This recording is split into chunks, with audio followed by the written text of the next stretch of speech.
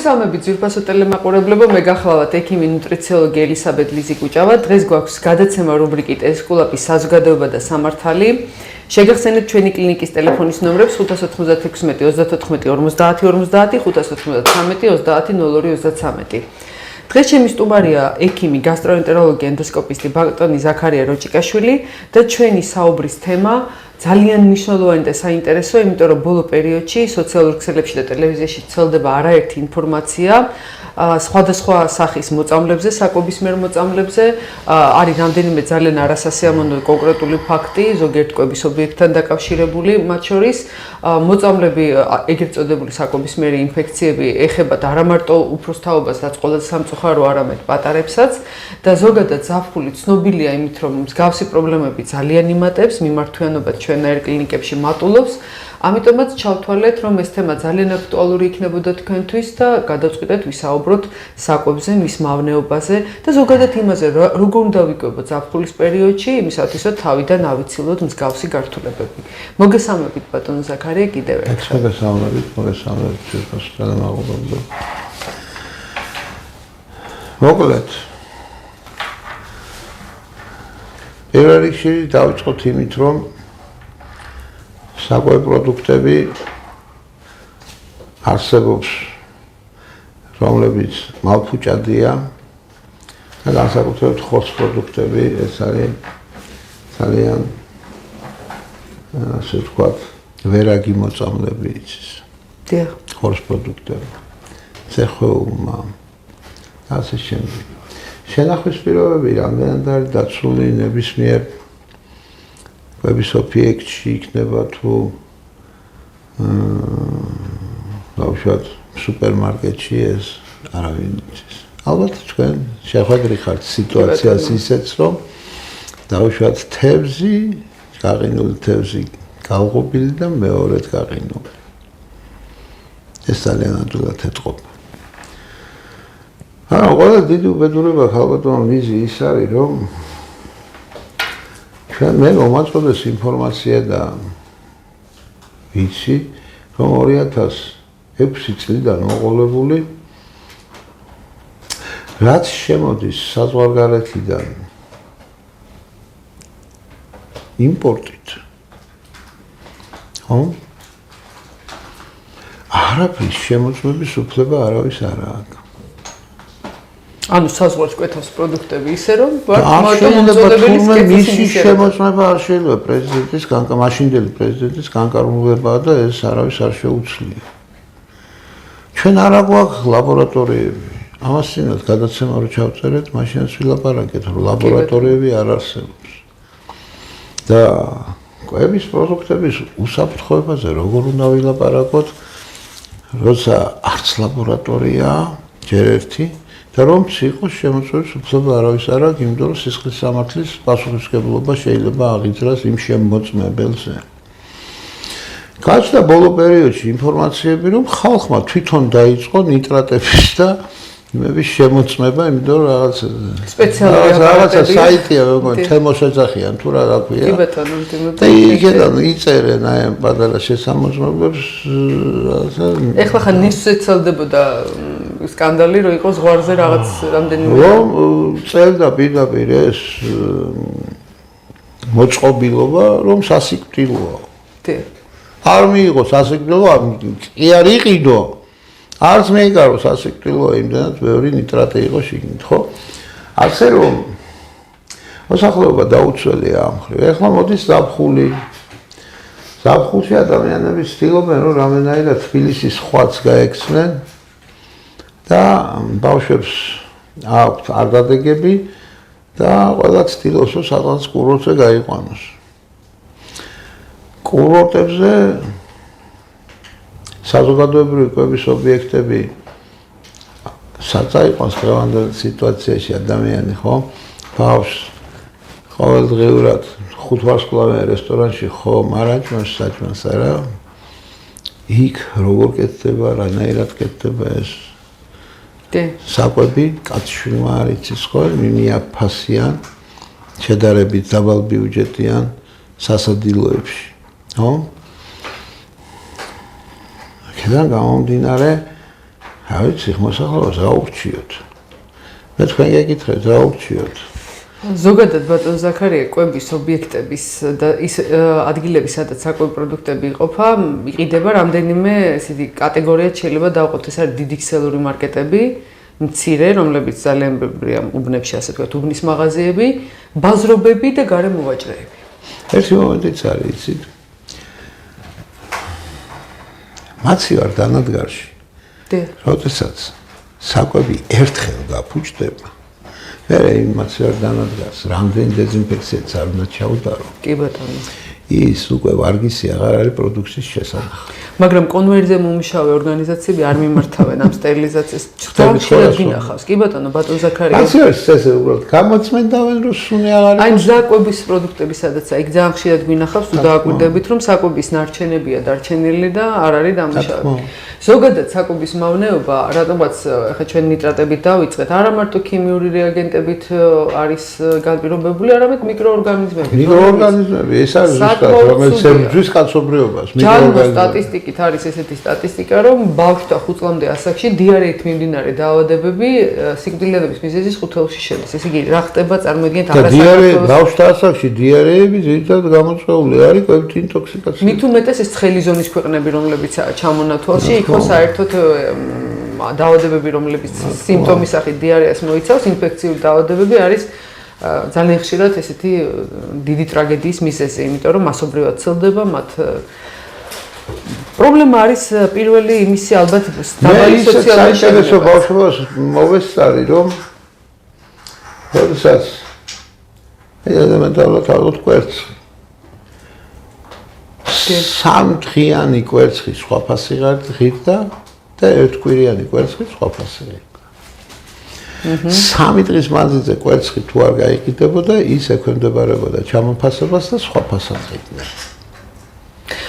ეს კი, ძალიან საინტერესო თემა ახსენეთ, ეხლა თქვენ ბატონ ზაქარია, ბარემ ამასაც ჩვენ. მაგრამ დღეს ერთი და იგივე თანხაღიც მაღაზიაშია შეხვიდე, ხო? ერთი და იგივე თანხაღიც გუშინ გამოშვებული კვერცხიც და 2 კვირის წინ გამოშვებული კვერცხი. თქვენ ძალიან საინტერესო თემა ამაზე არასოც არ გისაუბრია. არის ესეთი ფენომენი, როდესაც საკვები პროდუქტების მაღაზიები აწყობენ ფასდაკლებას პროდუქტებზე და მოკლევადიანი პროდუქტების ფენომენი. შევდივართ, ყიდულობთ იაფად, ვართ ბედნიერი, რომ ვიძენთ პროდუქტს და ამ დროს შეიძლება ვიყიდოთ თუნდაც ერთი შეფუთვა 10 კვერცხი და გავადაგაზი შეიძლება 2-3 დღეში, ხო? ანუ რეალურად არა, გასული ეს უკვე ძალიან ის გარკვევა. არა, ნუ კარგი. ვინ აძებს ამას ვადას? ყოველ შემთხვევაში ის რომ მოკლევადიანი გაყიდოს ბატონ ზაქარია დანაშაული არ არის, მაგრამ თუ ვადაგასულ პროდუქციას ხიდის, ამაზე უკვე დასჯადი ექმედება შეგიძლია, იჩივლო შეგიძლია. ვადას ვინ ატებს? ვადას? წარმოებელი რა თქმა უნდა პროდუქციის. წარმოებლის ტერიტორიიდან რო გამოვა, მაშინ ედება ვადა. იქ რამდენი ხანი არის შენახული? ხო, ეს კიდე ძალზე. მოკლევადიანი პროდუქცია საუბედუროდ, თუმცა არა მარტო, რა თქმა უნდა, არის მოკლევადიანი და ძალიან დიდი მნიშვნელობა გამვადის წაკითხას. ხშირად ყიდულობთ იაფად და მე აღმოაჩენთ ხოლმე, რომ იაფად ნარიდი თურმე ცალკე ფენომენია ეს. და ძალიან ცუდი მომენტი კიდე, რაც ბატონმა ზაქარიამ ახსენა მაცივლებთან დაკავშირებით, ესაა შენახვის პირობები. საუბედუროდ მით უმეტეს უბნის მაღაზიებზეა საუბარი შედარებით პატარა, ხა ქსელურებში რო ჩამოვიაროთ მაღაზიები, ხო?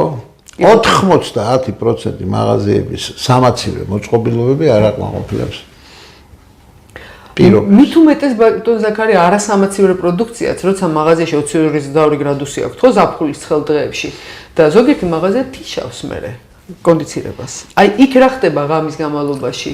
არასამაცივრო პროდუქტებთან დაკავშირებით, სიტყვაზე შოკოლადები, რომლებიც დახსიალაკი ან კონსერვები, რომლებიც არასამაცივრია, ძალიან მაღალ ტემპერატურაზე იმყოფება, ხო მართალია? ეს ამას გეტყვით, დაკონსერვებული პროდუქცია იმდენად არ განიცდის ფუჭებას. არ ფუჭდება იმდენად, რამდენადაც აი რაც შოკოლადი ახსენეთ, ნამცხვარი ახსენეთ, ეს ღიათ არის, ხო? მაგრამ კონსერვები მაღალ ტემპერატურაზე შეიძლება იყოს და დიდხანს ინახებოდეს თუ ის კონსერვი კარგად არის დაკონსერვებული. მაგალითად თევზის კონსერვები ფაქტურად კი ბატონო. მათ ვადაც დიდი აქვთ. კი, საუბედუროდ ცოტა ხნის წინ თბილისში გავრცელდა ინფორმაცია ესეთი და თევზის კონსერვს ავილად შეატყობ რომ ის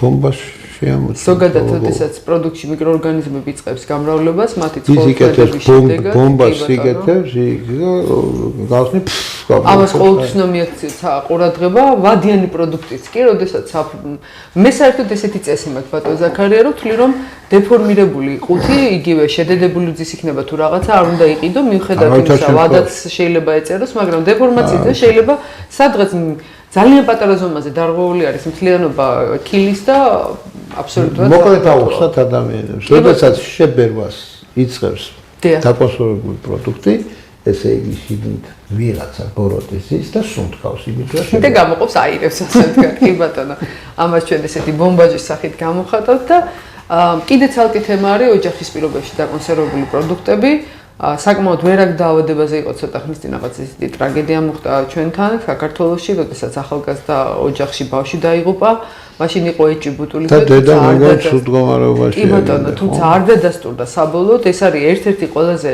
მძიმე დაავადება და გასტროენტეროლოგებსაც და ინფექციებსაც. ბოტულიზმი არ დადასტურდებოდა, იმიტომ რომ ბოტული იქ იმიტომ იყო ნახსენები მაგ შემთხვევაში ბადრიჯანის ჭამესო. აჯაბსანდალიო და ეს აჯაბსანდალი დაკონსერვებული არ იყო.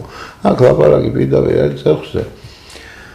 ეს ხალხი მოიწამლა ძეხვით. მე აი ესეთი გონივრული ეჭვი მაქვს. ძეხვით მოწამლა თუ დადასტურდება ბატონ ზაქარია, აქ უკვე თემა ცოტა სხვანაირად მიდის. იქ როცა ოჯახურ პირობებში გაკეთებულ ბადრიჯანზე იყო საუბარი, ნუ უნდა ამოიღო და აღარ ჭამონ, მაგრამ როცა ეს გაუკეთებია ის აჯაბსანდალი იმ ხალხს კაცო. ეს ხო არ არის დაკონსერვებულ აჯაბსანდალზე ლაპარაკი არა. ძეხვს უნდა გაყვე, თვითონ სიტყვაც ბოტული ზეხვიდან მოდის და პირველი ზეხვში იყო გამოყოფილი. კი ახლა საკმაოდ ბოტულიზმი არ დადასტურდა, მაგრამ სხვა ნაკლები გამომწვევებია. კი ბატონო. საუბედუროთ ეს ნაწლავური ინფექციები და ესეთი გამომწვევები ძალიან ხშირად ხდება ზუსტად ზაფხულის ცხელდღეებში და მით უმეტეს მაშინ, როდესაც ქალაქიდან ზაფხულის ცხელდღეებში კი არ ხდება, ზაფხულის ცხელდღეებში უფრო საშიში ხდება ეს. უფრო საშიში. უფრო საშიში ხდება, თორე ყოველთვის შეიძლება. და მით უმეტეს როცა გაყავთ ბავშვები ქალაქგარეთ ისეთ პირობებში. აი სადრას ყიდულობს ეს და ხა იქ ხარ აქ ადამიანებს. ამიტომ ფრთხილად იყავით ცოტა კარგი, ცოტა შემოძვიფასებო. თქვენ პატაწუნებს უფრო მეტად გაუფრთხილდით.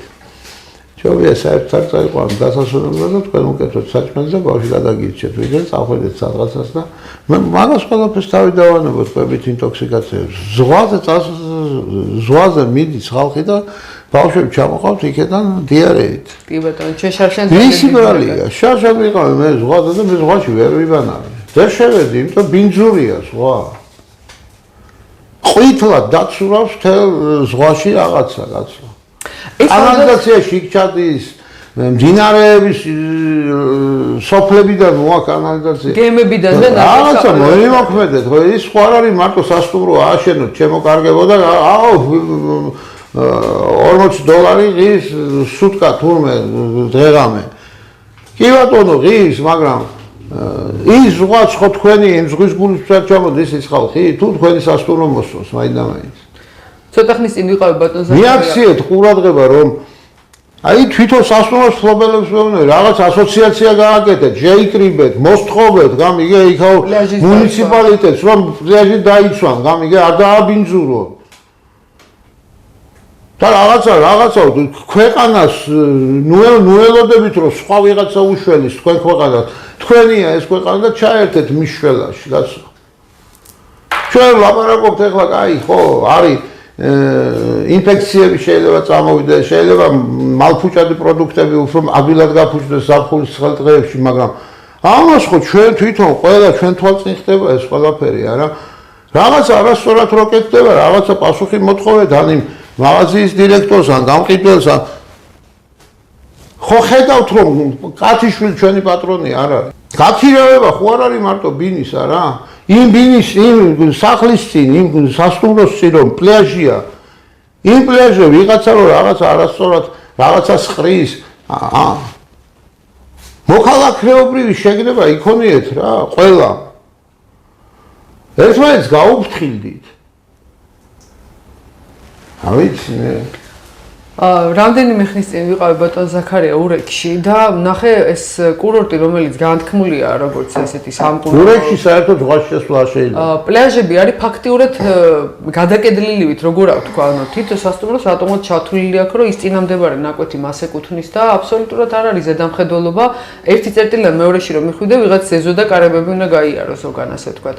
და თან ქვიშა, რომელიც არ იტანს იმას, რომ ეს იყოს ჩაფლული, შეიძლება დაწვეს პლაჟზე ბავშვი და სადღაც იღბეში ნაგავი იყოს ჩაყრილი. ეს არის კატასტროფა, იმიტომ რომ გარდა იმისა, რომ ჩვენ მოსახლეობას ვაზარალებთ, კიდე ტურისტულ ქვეყანაზე გვაქვს პრეტენზია.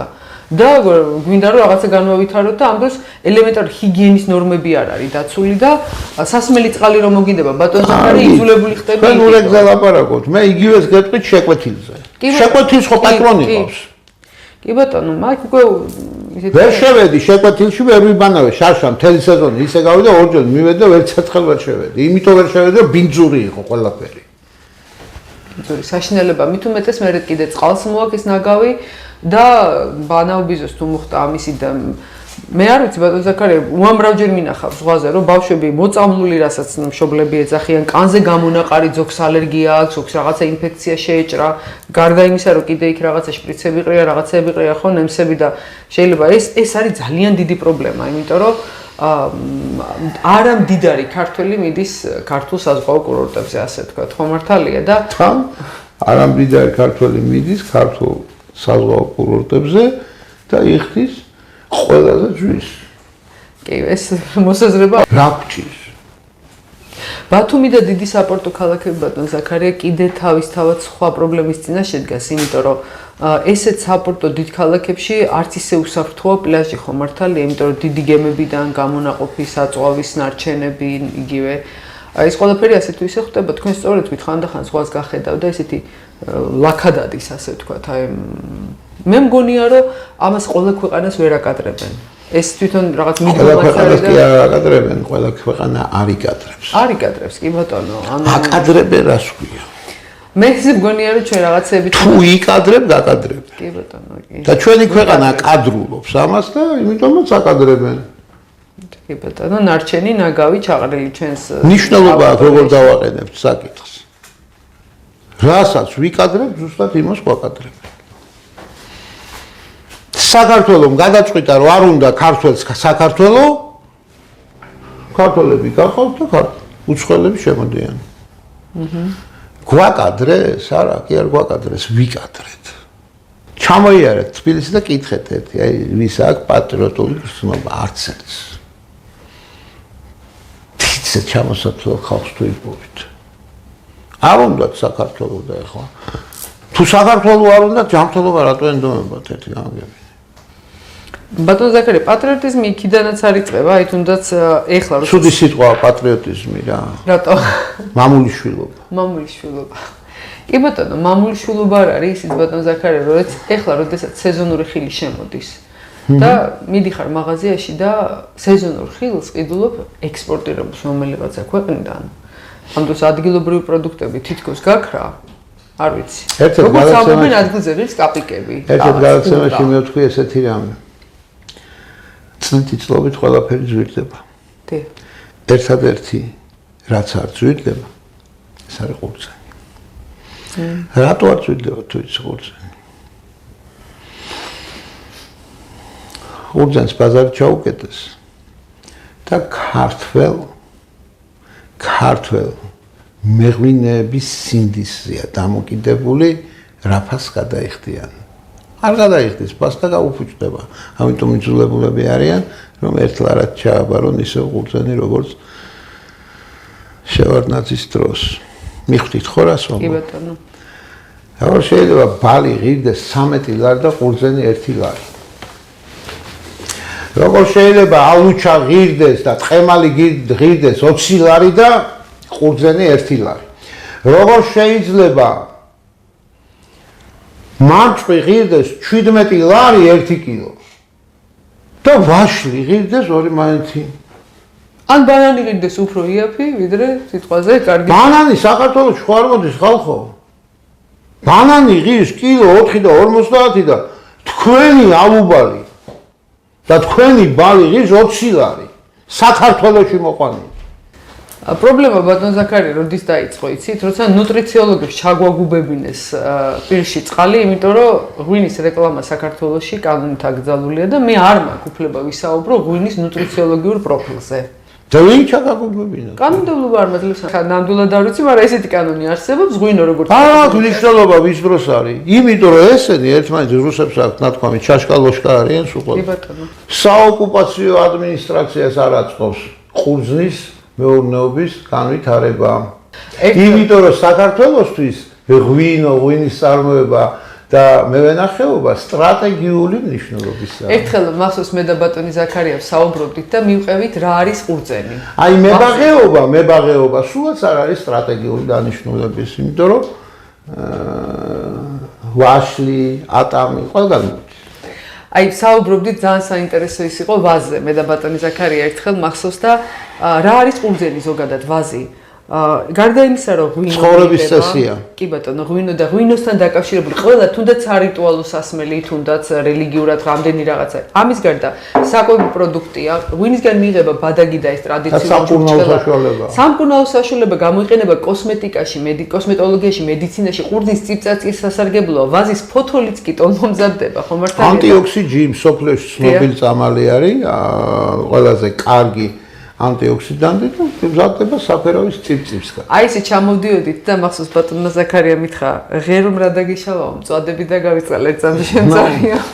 ხუმრობა იქით იყოს, მაგრამ მართლა ეს ძალიან ისეთი მადლიანი სცენარი, ხა რატო გადავედით ვაზზე ვერ გეტყვით, მაგრამ რატო გადავედით და საქართველოს სახია ვაზი. ალბათ ძალიან და ესეც იყო, ეს რელიგიურადაც ესეა, ყველა მხრივ ესეა ბატონო. შაჰაბასი რო შემოდიოდა, ქართულ კაცს კი არ ემამებოდა, ვაზს ეუბებოდა. და ვაზის აკაფვა მისთვის არ იყო მარტო საკვები პროდუქტის გაქრობა, გესმით ხო რაზე ეს? კი ბატონო, კი ბატონო. შაჰაბასი რო მოვიდა, ვაზს ეუმა.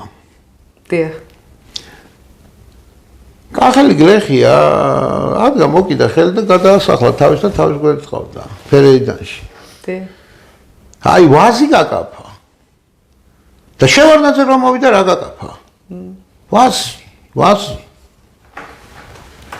მაგრამ სააკაშვილი რომ მოვიდა ვისი საქმე გააგრძელა შევარდნაძეს. მაგრამ მე უფრო ცუდი მოხდა, თვითონ ააკაფინეს ხალხს და ტელევიზორში. ხო, საკუთარი ხელით. არა, შეაქეს თან მე რა კარგი იქნიაო. დაარღვევინეს, თელ კახეთს დაარღვევინეს. ეს არის რაღაცა ვაშ ატამა, რაღაცა ჰიბრიდული საერთოდ რა ღირებულებაა ვაშლატანა. ვაზი არის სცენარი, რომლის ენდემური ჯიშები გვაქვს საქართველოში და მართლაც უნიკალურია, იმიტომ რომ არ ვიცი. ვაზი როგორც კი გაწყდება საქართველოში, ქართველი სიმღერას გაწყდება დედამიწის სულს. იცოდეთ ეგ. ბატონი ზაქარია და გაუფრთხილდით ვაზს და მევენახეობას მიაქციეთ ყურადღება. ბატონი ზაქარია ხშირად ამბობს ხოლმე ამას, ეხა ზაფხული დაიწყო, სათმაოდ ცხელი დღეები მოდის, ხო და სადღესასწაულო სუფრაზე უამრავი ალკოჰოლური სასმელები გაჩნდა ღვინის გვერდზე. ბატონი ზაქარია ამბობს ხოლმე, რომ ქართული კაცისთვის ყველაზე ფიზიოლოგიური, ყველაზე მიღებული არის ღვინო, ხო ბატონი ზაქარია ამაზე ხშირად ამბობთ ხოლმე და მახსოვს შარშანდელი გადაცემა ჩავწერეთ ჩარშან და მაშინ თქვით რომ ნუ დალებთ ამ ზაფხულის ცხელ დღეებშიო და ჩამოთვალეთ მთელი ალკოჰოლური სასმელები, რომლებიც ჩვენთვის არ არის ესე თქვა. განსაკუთრებით არაყის დალევა არის ძალიან დიდი სახიფათო ჩემოძვირფასეს. ზაფხულის ცხელ დღეებში. მით უმეტეს, ოდესაც გაძლიერდება მიდრეკილება სითბოს დაკვისკენ. კი ბატონო. კიდე ერთი თემა, რომელზეც მინდა ბატონ ზაქარია ვისაუბრო, ეს არის აი სტრაფიქვების თქვენ ამბობდით, რომ აი ამ ახალმა ტენდენციამ ხელმისაწვდომი რო გახდა მზა პროდუქტები, გადააქცია ადამიანი 24 საათი მჭამელ არსებად და აი ღამე გამოდიხარ ქალაქშიო და როცა ცდუნებები აღარ იყო ჩვენ ახალგაზრდობაშიო თქვენ ყვებით ხოლმე, ეხლა ყველგან არის საცხობები, რესტორნები, ესეთი სტრაფიქვების ობიექტები, სადაც საქართველოში სხვა რელიგიური წარმოშობის რელიგიური მრწამს ადამიანები შემოვიდნენ ჭარბად. დიახ. განსაკუთრებით მე ლაპარაკი მაქვს მუსლიმებზე, მე მათთან პრეტენზია არ მაქვს თვითონ როგორც რელიგიასთან, როგორც ადამიანებთან, მაგრამ წელიწადის გარკვეული გრძელი პერიოდები არის, რომ ეს ხალხი ღამე ჭამენ. რელიგია ავალებთ მათ ამას. დღისით მარხვავთ და როგორც კი დაბნელდება, მერე იწყებენ ჭამას. გაიარეთ თბილისის ქუჩებში, შუაღამის 2 საათზე სხედა ჩადრ ჩამოფარებული ქალები და კაცები და ჭამენ. ყარს შაურმის სუნად მთელი თბილისი.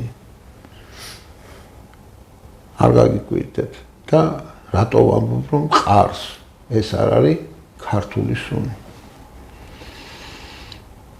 არ არის ეს ქართული სუნი. ეს არ არის თბილისის სუნი. მე ვეღარ ვცნობ თბილისს.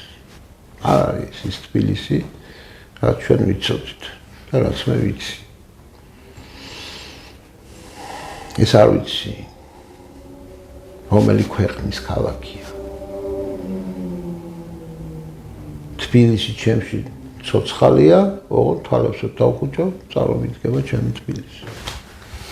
მით უმეტეს შაურმაზე ჩვენ ხარ როგორც კულინარიულ თემაზე მარტო არა ბატონ ზაქარი, აქ ძალიან დიდი პრობლემაა ხორცის ვარგისიანობა და აცენს უთხარი ამას წინათ. დიახ. კუჩი ჩავხედე, წყულები დავინახე და ესე ხორავით უთხარი. შაურმისტი ხარ მეთქი. გაეცინა და კიო, საიდან ვეხდით. პირველ რიგში გეკცალება შაურმა თქვა. და რატო? იმიტომ არ არის ქართული საჭმელი. და მოუყვანა ესეთი მაგალითი. ახლა აქედან რომ გავხვალ ჩემი კაბინეტიდან. პირველივე საშაურმესთან იყიდე შაურმა. გაშალე ეს სომხურ ლავაშია გახვეული ჯერ ერთი. სომხურ ლავაშს ვეძახით ჩვენ მაგას. გაშალე და წარმოიდგინე რომ ეს ლავაში არის სუფრა. მაგიდის გადასაფარებელი. ღორის მწვადი ცალკე გადმოდე. ქათმის მწვადი ცალკე გადმოდე. ნაჯვარია. კიტი და პამიდურის სალათა ცალკე გადმოაწყე. კი ბატონო, ანუ კომპონენტები. კეჩუპი ცალკე დადე. დიახ. დოკვი ცალკე, მაიონეზი ცალკე, სამი საწებელია. კიტრის წვილი ცალკე დადე. და ესე დახედე ზემოდან და ნახავ რომ შენერი სუფრაა. ვინმე რომ დაგვაჩვენოს დაბადების დღეს და ესეთი სუფრა გაგიშალოს, მიყვება რომ შენერი სუფრა გაგიშალოს. მაგრამ იმ სუფრასთან რო დაჭდები, ყველაფერი ერთად გადმოგაქთებს და ურებ და ისე ჭამ. ვინც დაგინახავს ამას, რა სიტყვის? როგორ ჭამსო, რა სიტყვია? ვიდა და რა ღორივით ჭამს. მიხვდით ხო? მიყურა ამ პაციენტო და შემდა თავად მეორე შაურმის მყიდველის და იკურთხა და წავიდა. არ არის ქართული საჭმელი. ქართველებმა ქართული საჭმელი ჭამეთ, თუ გიდათ რომ დედის გზესავით მალამოდ შეგერგოთ. საქართველოში შაურმა სხვა ერთად თქვენი ნათქვამი არ არის? ვიღაც პაციენტმა ხო გითხათ, რა გითხრათ, ეს დიეტა რომ მოგიყვათ, რაღაცა გუავა, გორელი პაციენტი ყავდა და ჩამომიწერა ერთ-ერთმა ცნობილმა ფიტნეს ინსტრუქტორმა, რა ეგენიც ხო ექიმობას ჩემულობენ და ჩამოუწერა დიეტა და დიეტა იწყებოდა ესე გუავა, ავოკადო, რა ვიცი, რაღაცა მთელი ის იყო ჩართული შიგნით და არც ერთი ქართული დასახელება. გორში ვარო, გორშიო, ვაშლის ქვეყანაში და გუავა სად ვიყიდო, არა? კი ბატონო, სად ვიყიდო, დილით სად ვიშოვო, მეო ესენი ამდენი სასწაული ის არის, კი ბატონო, ეს არის მიმბაძველობა, მეტი არაფერი. მოკლედ იცოდეთ შემოგარგებო, ქართველები ვართ ერთადერთი ერი მთელს მსოფლიოში, რომელსაც გვაქვს ერთი უცნაური სიტყვა. ყველაზე კარგი თუ გვინდა რომ ვთქვათ რაღაცაზე, აი სათვალება. ძალიან კარგია ეს სათვალე თუ მინდა აღნიშნო, აუცილებლად ვიტყვი, რომ იცი ამან არის საუცხო. ანუ ისეთია რომ უცხოსთვისაც კი განკუთვნილია და რატო ეკუთვნის? ეს იმიტომ რომ სტუმართ მოყარებია. რატო ეკუთვნის უცხოს მაინდა-მაინც ყველაზე კარგი? იმიტომ რომ სტუმართ მოყარებია. ყუდაბზიკები ვარ. აბა ერთი რუსს უთხარით, რომ ყველაზე კარგი რაც გაქოს სტუმარს აჭამეო, გამიგე თავს ჩაგარტყავს რაღაცას, გეტყვის გაქოს თუ კარგია მე შევჭამ რაღაც მოსვაჭამ. გინა გერმანელს. არა, ჩვენ ყველაფერს მოვიგეთ. კომუნისტების დროსაც ესე იყო. რუსეთიდან თუ ვინმე სტუმარი ჩამოვიდოდა იქიდან შესხულობდნენ ფულს. რომ პურმარილი გაიადა მე იგე და მთელი წელიწადი ისტუმრებდნენ იმ ვალს. ეს სცენია. წამხედურობა, თავის უაზროდ გამოჩენა და იმიტოა რომ გუავა დაუწერეს იმას და არ უთხრეს რომ ატამიც იგივე საკეთებს არ უთხრეს რომ ხალხს შეუძლია იგივე გააკეთოს რაც უფრო მეტ ტელევიზიებს შეხედე რაც უფრო მეტ უცხო სიტყვას იტყვიან გინდა პოლიტიკოსებს იხმარენ უცხო სიტყვებს მით უფრო მათი რეიტინგი მაღალია რატო დედა ეს რა თქვა არაფერი არ იცის და ის თქვა გუში მკითხეს ზუსტად კაცმა რომელიც იყო ქართული ენის პალატის თავმჯდომარე 99 წელს 2003 წელში გამოაცხადა რომ გამოვიდა ტელევიზორში და თქვა ღვინჯილიაზე მაქვს ლაპარაკი და ღვინჯილი გამოვიდა და თქვა ბიჭო თუ ექიმებს უტარებთ ატესტაციას თუ მასწავლებლებს უტარებთ ატესტაციას და გაინტერესებს რა ცოდნა აქვს ამ მასწავლებელს რომ პერიოდულად ვაბარებინე ჟურნალისტებსაც ჩავუტაროთ თუ ატესტაცია განსაკუთრებითო ტელეჟურნალისტებსო რომლებიც ჩვენ შვილებს ელაპარაკებიან ტელევიზორის იქედა და არასწორად რომ მეტყველებენო ჩვენი შვილებიო არასწორ მეტყველებას სწავლობენო ჩაუტაროთო ქართულ ენაში ატესტაცია აბა შენ ეს როგორ თქვიო ატეხეს ერთი ამბავი შეიტანეს სასწრაფოდ კანონპროექტი პარლამენტში პარლამენტმა მიიღო და პირველი მოსმენით მიიღო რა კანონპროექტი ქართული ენის პალატა გააუქმეს და ჩვენ აქ ლაპარაკობთ ახლა ვადაგასულ კვერცხს და ვადაგასულ ძებს რატო ყიდიან ყველაფერი თუ რამე მაკონტროლებელია და რაც საქართველოსთვის არის საჭირო ყველაფერი უქმდება და აუქმებთ გამიგე და ახლა მე უბრალოდ შემიძლია მოსახლეობას უთხრას რომ ფრთხილად იყავით ბატონ ზაქარი თქვენ ძალიან კაი საინტერესო თემა წამოჭერით ახლა შეიძლება სხვაგან წავიდე ჩვენი დიალოგი მაგრამ მომავალ თაობაზე ზრუნვა არის უმნიშვნელოვანესი აი სატელევიზიო გადაცემებიც კი როდესაც დგებოდა და რაღაც იყო ზრუნვა ხო მართალია ბავშვებზე არ შეიძლება იგივე როგორც საინტერესოს ბავშვი ვის აინტერესებს ბავშვი სახელმწიფოს უნდა აინტერესებს ყველანაირი კონტროლი მოხსნილია წიგნებიდან დაწყებული გადით ნახეთ წიგნების მაღაზიაში რა ლიტერატურა როგორ შეიძლება გაფორმება წიგნის თუნდაც ხარისხი შეიცავს თუ არა ტყვიას ის გვერდი რამდენად უნებელია იგივე საკვები პროდუქტები აი ეს რაღაცა მომხიბვლელი შეფუთვები რომლის უკან შეიძლება საწამლავი იყოს პროგრამებიც ბატონ ზაქარია არ უნდა დგებოდეს მარტო ფილოლოგის მათემატიკის სათამაშოები რა სათამაშოები შემოდის კი ბატონო ეს ამაზე ხო კვლევა იყო არა ეს იყო რაღაცა საშინელი მალფუჭები მე ვინმე მიცის რომ გამოსწორდა თუნდაც უხიფათო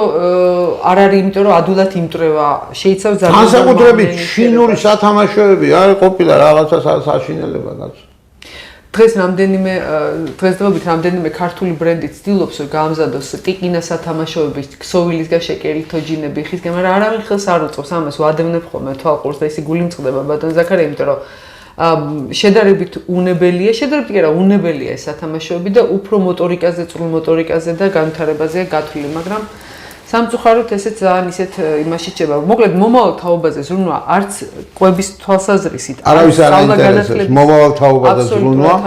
იმიტომ რომ დღეს ვინც ძლიერნი ამასოფლისანი არიან, ისინი არ ფიქრობენ საქართველოს დიდხანს გაჩერებას. მათ ყველას აქვს სახლკარი სხვაგან, ზოგს სეიშელის კუნძულებზე, ზოგს კვიპროსზე, ზოგს სხვადასხვა ადგილას ფაზენდები აქვს ნაყიდი, შვილები ყავთ გაგზავნილი სხვადასხვა ადგილას სასწავლებლად, საქართველოში არც ერთი არ ასწავლის თავის შვილს და საქართველოს რა შეინტერესებს? ან შენი შვილი, ან ჩემი შვილი რატომ უნდა აინტერესებდეს? ერთი გავაგებინე რავალდებულება აქვს ერთი. საქართველოს ბედიღბალი არ ევალება მას და გესმით ხო რას ვლაპარაკო? მესმის ბატონ ზაქარია. ქართველი ადამიანი მათთვის არის მხოლოდ ბიუჯეტის წყარო. რო ფული იშოვოს. შედამთავრდა. და ისიც არ არის, იმიტომ რომ ბიუჯეტის წყარო რო იყოს, მაშინ ხელფასი უნდა მისცენ ამ ხალხს და ხალხი უმუშევარი დადის. ადარა ბიჭები იმის დროს, პანდემიის დროს აღგენ და დაიწყეს გლოვოში, ვოლტში, რაღაცა დაარსდა ესენი და კორიერებად დაიწყეს მუშაობა ქართულმა ბავშვებმა. და გაიხედეთ ახლა ქართული ბავშვები დადიან ახლა იმ მოტოციკლეტებით და იმ ველოსიპედებით, არა. უცხო ტომელები.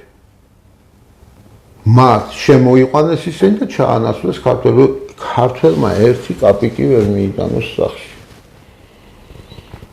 რას ერჩით ხალხო, რა დაგიშავათ ამ ქართველმა ხალხმა? ერთი გამაგებინეთ, რატო კლავთ ამ ხალხს, კაცო? რატო უკრძალავთ ქართველებს საქართველოში ცხოვრებას? რატო სპობთ საქართველოს და ქართველ ერს, რატო სპობთ, რა დაგიშავათ ამ ღვთისნიერმა, კეთილმა, სტუმართმოყვარე, ამ ლამაზმა ერმა, გინდა შესახედავად, გინდა სულით, გინდა ფიქრით, გინდა ვაჟკაცობით, თითო როღა დავჭი და გაიხედეთ რა ხდება სპორტის რინგებზე. ქართველები სადაც იჭერენ, ვისაც იჭერენ, ყველგან თავებს ახევენ, გამიგეთ? გინდა ეს ბრძოლა წესების გარეშე აიღეთ, გინდა რეგბი აიღეთ, გინდა ფეხბურთი აიღეთ, დღეს ფეხბურთელებმაც თავი გამოიჩინეს. რატო გვებრძვით, ხალხო, რატო? კარგები ვართ. თქვენზე კარგები ვართ. რამ შეგაძულათ ქართული გვარები ხო გაქვთ, კაი, ჯიში არა გაქვთ ქართული, მაგრამ გვარები მაინც ხო გაქვთ, ამ გვარს მაინც ეცით პატივი, ვისი გვარიცა გაქვთ აღებული და შეიყვარეთ, ნუ არავინ გთხოვთ შეყვარებას, პატივი ეცით ამ პატარა ერთი ბეწო სტუმართმოყვარე კეთილ ერს. მეტი როგორღა გითხრა, კაცო? ან ნამუსზე შეგაგდოთ ადამიანმა და რაღაცა გააკეთოთ საქართველოსთვის. ძროხას თივარ ვარ დაუყარო, მე ვერ მოწვევი. ერთი არაფერი მიგიციათ ამ ქვეყნისთვის და მარტო ჭამთ. აი, იშოვე მილიონი, იშოვე მეორე მილიონი, იშოვე მესამე, მეათე, მე-80 მილიონი, კარგი გაჩერდი ხალხს მიხედე ცოტა რა. ქალაქები ვიცი, დიდი ქალაქები საქართველოში, ზღვისპირა ქალაქი, სამშობია რო არა აქვს, არ აქვს ხვენია 16 მულტიმილიონერი ყავს ამ დროს იმ ქალაქს. ფოთზე მაქვს ლაპარაკი. ულამაზესი ფოთი, საშინელი. დენი არ დაუყტოვეთ ქალაქს. ქალაქს კი არ ქვეყანას.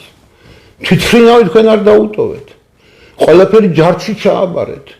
ლამის არის თქვენი მშობლების დამატოვარი ფეხსაცმელიდან ბალთები მოხსნათ, გამიგე, პრიაშკებს რო ეძახიან, რომ ისიც ჯარში ჩააბაროთ. კარგით ხალხო, რა დაგემართა. რამის არის საფლავებიდან მოხსნათ ის ღობეები, რკინის და ისიც კი ჯარში ჩააბაროთ. რა გამომაწყრობა გჭირ? წელიწადში 70 ტონა ოქრო გადის თურმე საქართველოსა და ქართული ხალხი ღარიბია. წელიწადში თურმე, წელიწადში კი არა 4 თვეში. 4 თვის მონაცემებით 70 ტონა მარგანეცი გავიდა ოფიციალური მონაცემებით და კიდევ დამატებით კოოპერატივებიდან ჩაბარებული 60 ტონა გავიდა. 4 თვეში მარგანეცი თითო. ეს არის ოფიციალურად განსაზღვრული რაც არის და კიდე შავი ბაზარის 60,000 ტონაზეა ლაპარაკი და 70,000 ტონაზე. ეს 130,000 ტონა გავიდა 4 თვეში. ტონის ფასი არის ყველაზე დაბალი ფასი დღეს რაც არის $1,400 და ის ხალხი სამსახურებიდან გამოყარეს და დაუკეტეს ისინი და არ აღჭირდებიან და 3,600 ადამიანს უმუშევარს ტოვებენ და აგდებენ საქართველოს. მარტო ჭიათურა შეინახავდა საქართველოს რა. რო დავთვალეთ დღევანდელი ყველაზე დაბალი ფასით წელიწადში 87 მილიონი არა 887 მილიონია ლაპარაკი წელიწადში 887 მილიონის პროდუქციაზე მილიარდია ლაპარაკი 1 საწამი რა ეთყობა ჭიათურას მახის და ნებისმიერი მივადგეთ გინდა კაზრეთს გინდა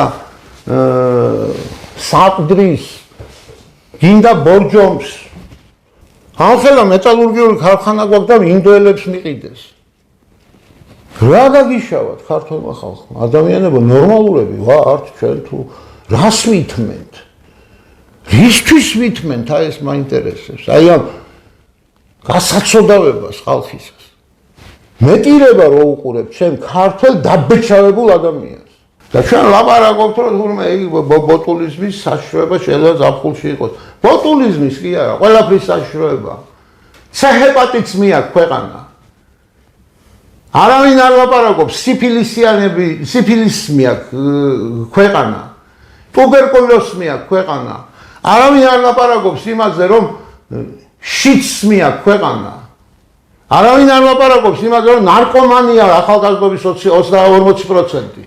ფსიქიატრიულში დადის 20 წლამდე ახალგაზრდების 10%. ფსიქიატრებთან დადიან. აღრიცხვაზე არ არიან, მაგრამ ფსიქიატრებთან დადიან, ფსიქოლოგებთან დადიან, იმიტომ რომ ვეღარ უძლებენ. ო, ილაპარაკეთ. იქ ტრამპზე, იქ პუტინზე, იქ ზელენსკიზე, იქ ვიღაცაზე და თურმე ამერ გლობალურ პოლიტიკაზე ლაპარაკობ. ქვეყანა დაგექცა თავზე. დემოგრაფია მინუს ნიშნულებშია წასული. გაერომ საქართველოს ვერდიქტი გამოუტანა 2032 წლისთვის ქართველი ერი როგორც ნაცია მოკვდება. გაეროს დადგენილებას გეუბნებით. 2050 წლით გაგვისაზღვრეს ჯერ 2004 წელს. და შარშან ახლა გადმოწეს, ესენი ისე კარგად ადვილად აკვდებიანო, რომ უფრო ჩქარა მოხდება. ეგ ამბავია და 2032 წელს და გეგმეს ეგ ამბავია. იმიტომ რომ საქართველები საქართველოში უმცირესობაში გადავიდნენ. იმიტომ რომ სპეციალური სამსახურები შეიქმნა საქართველოში იმისთვის რომ აღრიცხონ საქართველოდან ემიგრანტი რამდენი გადის ამ ემიგრანტების სანაცვლოდ სასწრაფოდ კვოტებს აძლევენ უცხო ქვეყნებს რომ შემოვიდნენ და ჩაანაცვლონ ჩანაცვლება მიმდინარეობს ქართული მოსახლეობის და თუ ესე გაგრძელდა დღეს ლაპარაკობთ საქართველოს ჯანმრთელობაზე მე როგორ გაიქნება საქართველოს ჯანმრთელობის საქმე თან სოფლიოში რომ იმფანტული იქნება მხოლოდ ეს პატარა ერი რომლებიც სადავს დიოთ მე იმათ და ვიდგე ზაქარია როჭიკაშვილი უნდა ვიდგე და ვიმუშაო ექიმად მე ექიმობა იმიტომ მინდა რომ საქართველოში მინდა ექიმობა ბატონ ზაქარია რა ვიცი ძალიან ცუდ თემაზე მოგვიწია საუბარი ცუდ თემაზე არ მოგვიწია პრობლემაზე ცუდ რეალობაზე ყოველ შემთხვევაში პრობლემაზე მოგვიწია საუბარი ჩემო ლიზი და პრობლემაზე როცა საუბარს ვიწყებთ ყველაფრის თავი და თავი აი ამ პრობლემების და ესე რომ დაგვიხვავდა ყველა დარგში ყველა მიმართულებაში არის ერთადერთი რამ ჩვენ ცხოვრობთ უკანონო ქვეყანაში არა ლეგიტიმური მთავრობების ხელში ვართ. აი ამ ეს არის თავი და თავი. რაც შახაბასმა ვერ გააკეთა 34 წელიწადი ესენი აკეთებენ პერმანენტულად. მაგრამ ვერაფერს ვერ აკეთებს ვერავინ საბოლოო ჯამში. ვერ გააკეთებენ, იმიტომ რომ ჯერ კიდე ვარ საღი აზროვნების ხალხი ვარ. რა თქმა უნდა, ცოტა დარჩენილი, მაგრამ ის ცოტა საკმარისი ვარ. არის კიდე რაღაცა კოსმიური კანონები, რომლებიც დაგვიფარავს ალბათ იმედი მაქვს. ხო, ნუ კოსმოსის იმედიც მაქვს, მაგრამ მე უფრო ქართველი ხალხის გონიერებისა მჯერა. თორე საქართველოში რომ ხალხს ბოტულიზმი ემუქრება და შეიძლება დაემუქროს და საქართველოში კვებითი ინტოქსიკაციები რომ შეიძლება დაემუქროს, ეგ არ ახალი ამბავი არის. იმისთვის მუშაობ და იმისთვის ვარ ექიმი, რომ მაგერს უნდა ვებრძოლო მე. მაგას გამოასწორებს გამართული სანიტარულ-ეპიდემიოლოგიური სამსახური, რომელიც მოსწრეთ. მაგას გამოასწორებს ლაბორატორიული კვლევები, რომელიც ყველა ლაბორატორია თქვენ აქ წალეთ, იმიტომ რომ გეშინია თუ შემთხვევით სამეცნიერო საქმიანობა არ მიდიოდეს იქ და ქართველებმა თავი რამეში არ გამოიჩინონ. ყველა ლაბორატორიის, ყველა მიკროსკოპის გეშინიათ. რომ ქართველის ხელში არ აღმოჩნდეს. დიდი მადლობა ბატონ ზაქარია. მე მინდა პატარა თხოვნა გავაჟღერო ჩვენი ეთერიდან. მე მინდა მოვუწოდო სხვადასხვა სპეციალობის ექიმებს, მათ შორის დავუშვათ იმუნოლოგ-ალერგოლოგებს, ინფექციონისტებს, თუნდაც მიკრობიოლოგებს, ყველა ადამიანს, ვისაც აქვს სურვილი საუბროს ჩვენი ეთერიდან საკვების მავნეობაზე, აი ამ თემაზე, რაც ძალიან აქტუალურია, ძალიან ბევრი წერილები შემოგდის. შეგვეხმიანეთ ჩვენ Facebook გვერდზე, Instagram-ზე. დღეს საკმაოდ ცხელი გადაცემა გამოგვივიდა, ასე ვთქვათ, მაგრამ ალბათ ამის გარეშე შეუძლებელია ისაუბრო, იმიტომ რომ საკმაოდ ჩვენ კიდე ბევრ ამას ხედავთ შიგნიდან კლინიკაში ყოველთვის სხვანაირად ჩანს ის რაც ხდება და როგორი ადამიანების ჯანმრთელობა, რომელიც პირდაპირ აი ამ ბოლო პერიოდში ლიზი გამოჩნდნენ ახალგაზრდა კაცები გამიგე, რომლებსაც ნებაყოფლობით აქვთ თვითონ სათესლე ბაგირაკები გადაყვანზული. რომელ დემოგრაფიაზე უნდა ვილაპარაკოთ ესეთ მდგომარეობაში? ქუჩის ძაღლებივით სტერილიზაციას იკეთებენ ბიჭო, ახალგაზრდა კაცები. გადაირიეთ ხალხო. 15 წლის ბიჭი ვიყავი და ერთშევ მკითხა შენი თავარი ოცნება რა არისო და აი შევ გაქ ესეთი ლამაზი ოჯახი მყავდეს მეთქი და შვილები მყავდეს. დიდი მადლობა ბატონ ზაქარია კიდევ ერთხელ მადლობა ჩვენ მაყურებელს შეგახსენებთ რომ დღეს საკმაოდ ცხელი გადაცემა გამოგვივიდა ეს კულაპის საზოგადოება სამართალში ვიყავით მე და ჩემი სტუმარი იყო ექიმი გასტროენტეროლოგი ენდოსკოპისტი ბატონი ზაქარია როჭიკაშვილი. დიდი მადლობა ბატონ ზაქარია.